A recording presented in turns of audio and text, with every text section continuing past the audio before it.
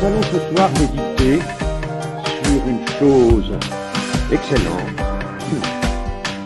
sur le cœur pur. Le cœur pur. L'Écriture nous parle d'un cœur pur et nous allons nous informer avec elle, par son moyen, de ce que peut être un cœur pur.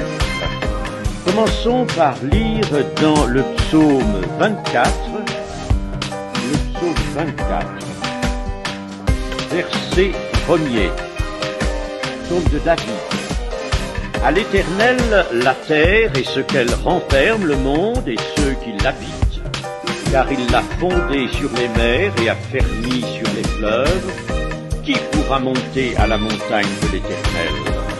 Qui s'élèvera jusqu'à son lieu saint? Celui qui a les mains innocentes et le cœur pur, qui laissera toujours agir la foi. Si lorsque l'on n'a pas ce cœur pur, lorsqu'il y a au contraire un certain trouble, certaine réticence, toujours une certaine propension à juger, à examiner de trop près par raison, eh bien la foi est entravée. La foi ne peut pas s'exercer, tandis que avec un cœur pur, la foi peut toujours aisément s'exercer. Elle maintient l'humilité. Mais c'est bien l'orgueil, en effet, qui est un trouble ténébreux. Le cœur pur est aussi ce cœur toujours ouvert à Jésus-Christ. Un cœur qui donc permet nous l'avons dit tout à l'heure, à la lumière de Christ de le pénétrer, mais permet au Christ de venir, de se révéler, d'entrer.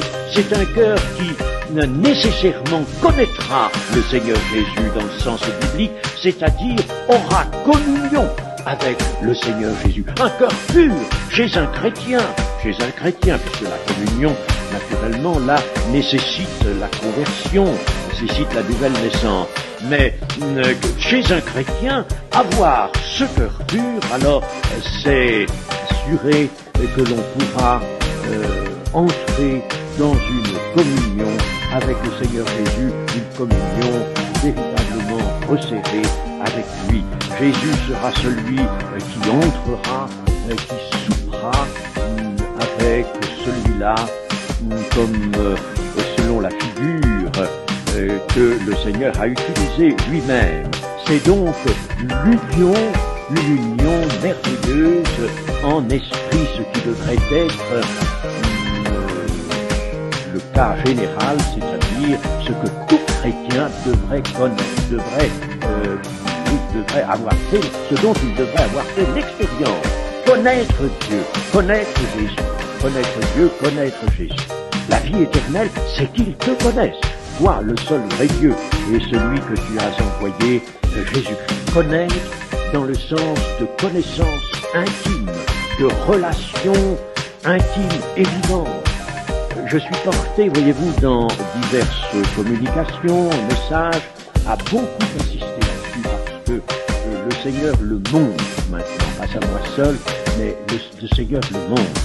Ce qu'il y a d'urgent, d'important, d'essentiel pour les chrétiens maintenant, pour tous les membres de l'Église, c'est véritablement de connaître Dieu et Jésus-Christ. L'apôtre Pierre y insiste, il nous le propose avec beaucoup d'insistance, cette connaissance de Jésus-Christ, mais maintenant elle est quelque chose de particulièrement indispensable. Ça a toujours été indispensable, mais ce qui est indispensable, c'est d'y veiller maintenant, d'être sûr, vraiment, d'entrer, d'être en communion avec le Seigneur Jésus et de se maintenir dans cette relation avec lui. Ma conviction, établie bien sûr sur l'Écriture, c'est que s'il y a communion, il y aura enlèvement, sûr, assuré.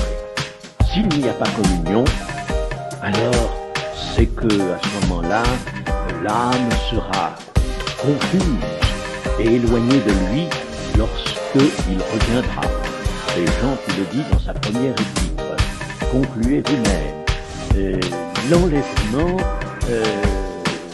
de l'Église est proche maintenant, et c'est pourquoi il est urgent que tout enfant de Dieu s'interroge